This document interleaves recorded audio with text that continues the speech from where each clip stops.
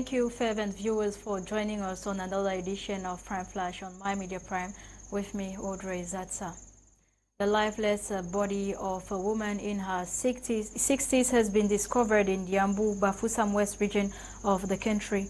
According to information received, she was murdered with her intestines removed and face crushed. As at now, more details on the incident is yet to be discovered.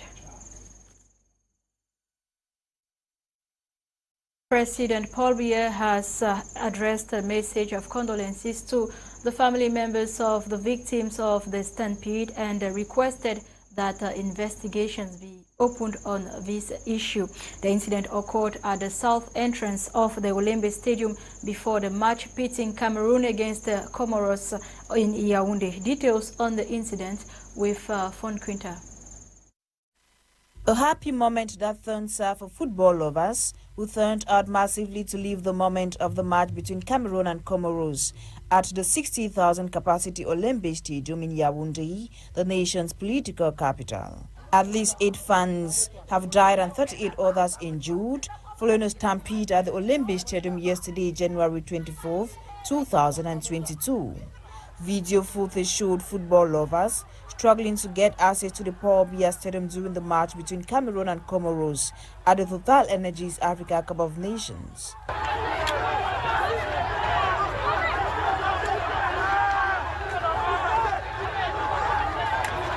According to reports, prior to the start of the match, a stampede broke out at the east entrance of the stadium, and football lovers tried to force their way inside the 60,000 capacity field. Regardez comment les gens escaladent. Regardez.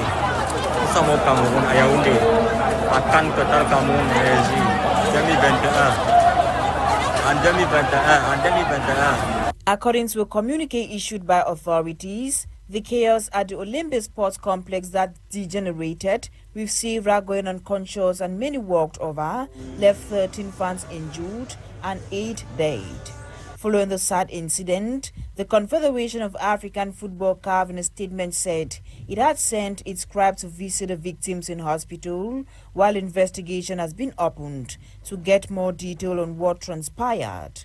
At press hour, our victims of yesterday's stampede are currently receiving treatment at the Mesasi Hospital in Yaoundé.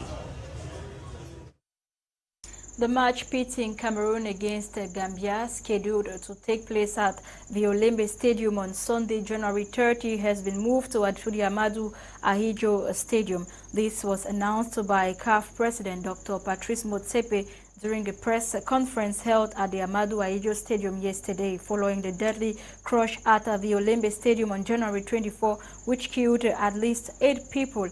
He demanded that a committee be created to immediately find out what went wrong and report to CAF by Friday, January 28, 2022. Prior to the press conference, Patrice Motsepe equally made a stop at the Yaoundé Central Hospital to inquire about the victims of the stampede. Let's now get a little excerpt of CAF President Dr. Patrice Motsepe speaking during the press conference. First thing that I'm going to ask the organizing committee is the next match that's supposed to take place at Olembe should not take place. And I spoke to the senior person in government, and it's correct, out of respect, they are our partners, to indicate that there must be an immediate, a committee that's set up to immediately investigate what happened. And in that context, to find out who was supposed to do what and who did not do and perform their responsibilities. We want that report by Friday. But as I said, the game that is scheduled for Olembe Stadium on Sunday is not going to take place. And as I said, out of respect to our partners and government, it's going to take place at Amadou Ahidjo. And still in this line, Public Health Minister Dr.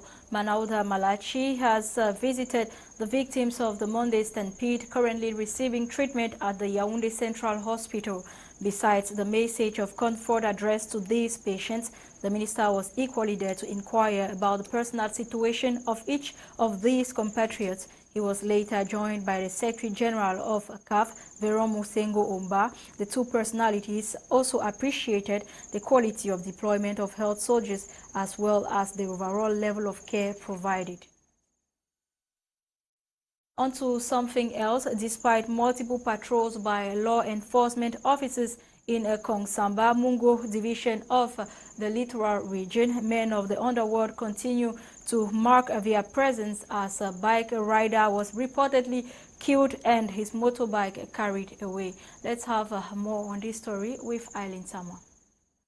Another sad incident in Kongsamba, Mungo division of the littoral region, occurred on Sunday, January 23, 2022, at the Cité de la Paix neighborhood in Kongsamba 1 municipality. Shock and consternation gripped the inhabitants of the area as a lifeless body of a motorcycle rider was found lying in the middle of the road in its own pool of blood very early in the morning at about 4:30 a.m.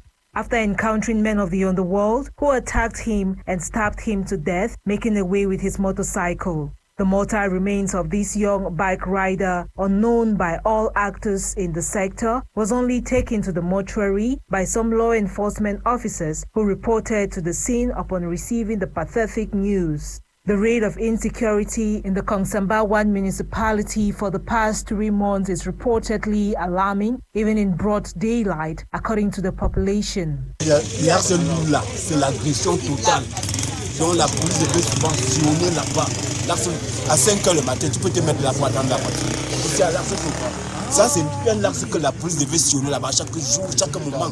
Donc les voleurs, ils ne s'amusent pas à accès à l'axe.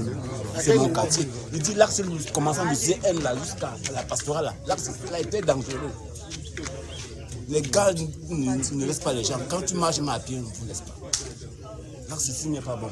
Quand il faut CN. Moi, je dis que si nous avons vraiment choisi, ça va nous permettre vraiment d'identifier tous ces gens de motos qui entrent dans la vie. Parce que parfois, c'est un exemple, lui il sort d'ailleurs, on ne le connaît pas parfaitement. Donc on ne sait pas qui lui est bon, on ne sait pas si on a fouillé pour voir si il y a un cas d'aider sur lui, on ne sait pas. Alors que ceux nous, les verts dans la vie, nous sommes les choisis.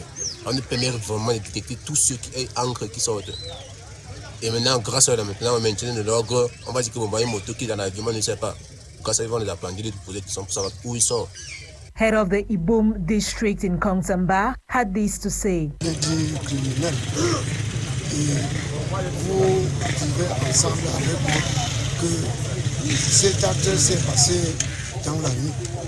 Et au moment où nous parlons, en tant que chef de la localité, de Ibom 1, j'ai pu faire exactement ce que j'avais à faire, alerter les autorités que j'ai appelées et nous sommes descendus ensemble.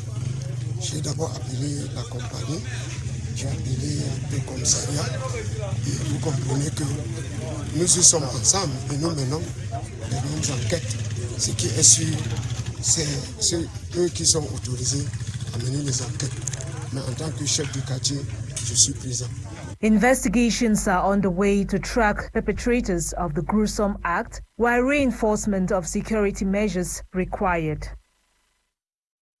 Cameroon's Minister of Tourism and Leisure, Beloguba Maigari, has congratulated Cameroonian artist Mani Bella for her commitment in promoting the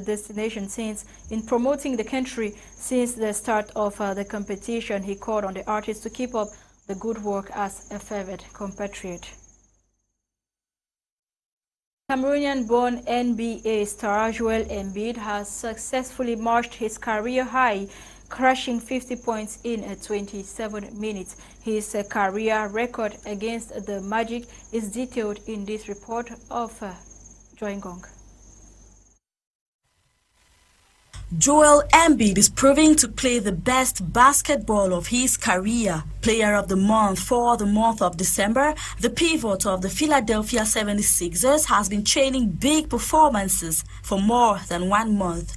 During the team's previous game on January 20, he outrightly achieved the biggest card of his season, and he equals a career record.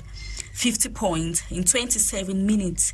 He added 12 rebounds, 3 blocks and finished the game at 17 of 23 on shots with 15 of 17 on free throws.